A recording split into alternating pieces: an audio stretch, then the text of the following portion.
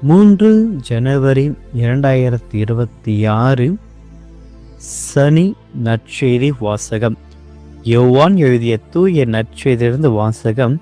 அதிகாரம் 1, இறை வசனங்கள் 29 34 முடிய. அக்காலத்தில் இயேசு தம்மிடம் வருவதைக் கண்ட யோவான், இதோ கடவுளின் செம்மறி, செம்மறியாம் இவரை உலகின் பாவங்களை போக்குபவர்.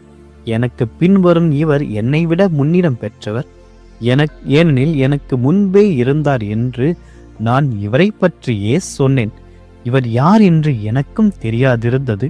ஆனால் இஸ்ரேல் மக்களுக்கு இவரை வெளிப்படுத்தும் பொருட்டே நான் வந்துள்ளேன். தண்ணீரால் திருமுழுக்கு கொடுத்தும் வருகிறேன் என்றார்.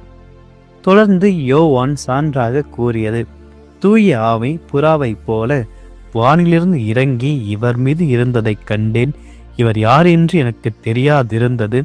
ஆனால் தண்ணீரால் திருமுழுக்கு கொடுக்கும்படி என்னை அனுப்பியவர், தூய ஆவி இறங்கி யார் மீது இருப்பதை காண்பீரோ அவரே தூய ஆவினால் திருமுழுக்கு கொடுப்பவர் என்று என்னிடம் சொல்லியிருந்தார். நானும் கண்டேன், இவரே இறைமகன் என சான்றும் கூறி வருகிறேன். ஆண்டவரின் அருள்வாக்கு. கிறிஸ்துவே உமக்கு புகழ். இயேசுவில் பிரியமான அன்பு சகோதரமே, இன்றைய நாளில் ஆண்டவர் இயேசுடைய தூய பெயரின் விழாவை நாம் கொண்டாடுகின்றோம். இயேசு என்ற பெயருக்கு இரட்சகர் என்பது பொருளாகும்.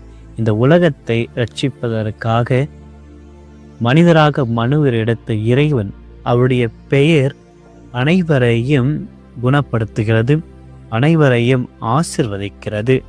ஆகிய இந்த பெயரானது விவிலியத்தில் பார்க்கின்ற பொழுது யோசேப்பிற்கும் மரியன்னைக்கும் வானதூதரால் அருளப்பட்ட பெயராகும். பல இடங்களில் இயேசுவின் பெயரால் பல புதுமைகள் நடந்திருப்பதையும் இன்றைய நாளில் நாம் நினைவு கொள்ள வேண்டும். அதன் பொருட்டு நாம் இயேசுவின் பெயரால் நாம் எதை கேட்டாலும் இறைவன் இன்று நமக்கு தருவார் என்பதில் உறுதியான ஆழமான நம்பிக்கை வைக்க வேண்டும். சீடர்கள் ஆண்டு இயேசுடைய பெயரால் பலவிதமான புதுமைகளை செய்தார்கள். இயேசுவின் பெயருக்கு இந்த உலகம் முழுவதும் மண்டியிடும். அசுத்தாவிகளுடைய ஆதிக்கம் இயேசுடைய பெயருக்கு முன்னால் எதுவும் செய்ய முடியாது. ஆக இன்று நாள் முழுவதும் இந்த உன்னதமான புதுமைகள் நிறைந்த ஆஸ்வதிக்கப்பட்ட இயேசுனுடைய நாமத்தை நாம் ஒவ்வொரு முறையும் சொல்லுகின்ற பொழுது இறைவன் நம்மில் குடிக்கொள்கிறார். நம்மை சுற்றி இறை பிரசனமானது உருவாகிறது.